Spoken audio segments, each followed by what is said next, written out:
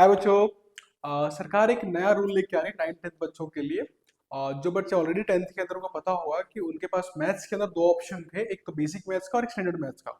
Basic maths जिसमें आपकी maths की बहुत मतलब लोअर लेवल का मैथ्स है, जहाँ पे इजीली आप कर सकते हो। जिन बच्चों को थोड़ी मैथ्स में दिक्कत आती है और उनको जैसे बायो भी करनी है आगे चलकर, उनको मैथ्स लेना ही नहीं था, तो वो बच्चे क्या करते हैं, बेसिक मैथ्स को चूज कर लेते हैं।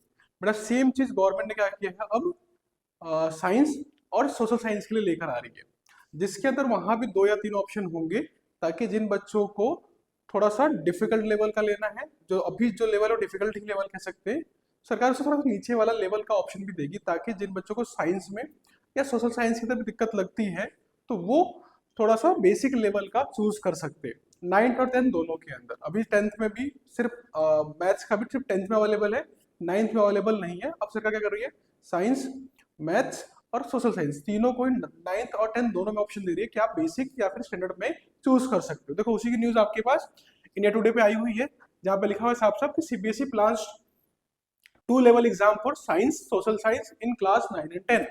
बड़ा क्या बोला है, CBSE is planning to expand the two level examination system for subjects like science and social science. The move proposed under NEP 2020 aims to let students choose level based on their aptitude। बड़ा basic logic यही है कि सारे बच्चे उतने comfortable नहीं हो पाते उस लेवल के मैथ्स के ऊपर या उस लेवल की साइंस के ऊपर, और उनको करनी भी नहीं होती है। जैसे बोलो, जिन बच्चों को 9th 10th के अंदर पता होता है सिर्फ क्या है, पता है उनको ऑलरेडी कि उनको 11th में जाकर साइंस लेनी ही नहीं, वो आर्ट्स लेने हैं या फिर कॉमर्स लेनी है या कुछ और लेना है, तो वो उस लेवल का पढ़ने को फायदा भी नहीं है और उनसे हो भी नहीं पाता।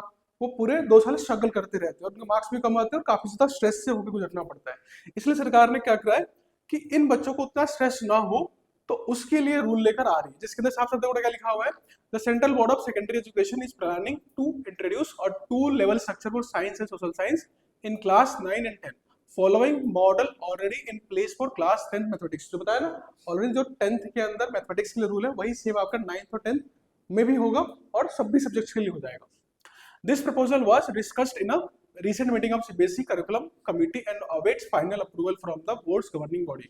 तो अभी फाइनली तो नहीं हुआ है, बट उम्मीद कर सकते हैं कि अगर न्यूज आ चुकी है तो ये फाइनली अप्रूव हो जाएगा, और लगभग अप्रूव भी होगा तो नेक्स्ट ईयर अप्रूव होगा। तो वही करना है आपके पास, following the introduction of two level for a class 10th mathematics standard and basic, CBSE aims to offer science and social science at two level standard and advanced starting from 26-27 academic session. तो इस साल नहीं बेटा, अगले साल भी नहीं, उसके नेक्स्ट वाले ईयर में क्या होगा, उन बच्चों को ऑप्शन मिल जाएगा।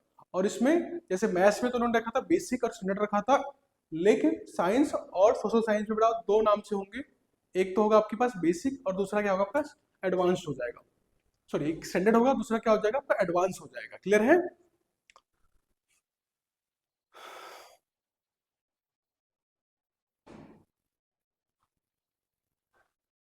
ठीक है बात। तो बड़ा बेसिकली वही है आपके पास, according to sources CBSE has conducted several rounds of consultation regarding the two level system of for additional subjects।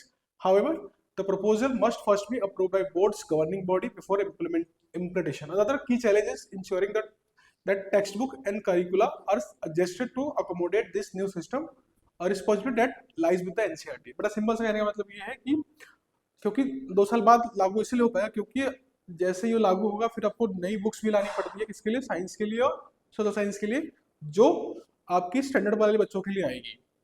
ठीक है, तो इसीलिए लगभग 2 साल इसको लागू होने में लग जाएगा। लेकिन फायदा इसका यही है कि जिन बच्चों को ज्यादा इंटरेस्ट नहीं होता साइंस के अंदर या मैथ्स के अंदर या सोशल साइंस के अंदर, जिनको लेना क्या आपके पास आर्ट्स लेना है या वोकेशनल करना चाहते हैं, तो उनके लिए अच्छा हो जाएगा, बिना किसी स्ट्रेस के, बिना किसी बहुत ज्यादा सरदर्द लिए हुए, वो इजिली 9th 10th को क्रॉस करते हुए अपने फील्ड को चूज कर सकते हैं।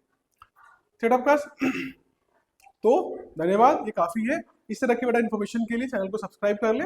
धन्यवाद।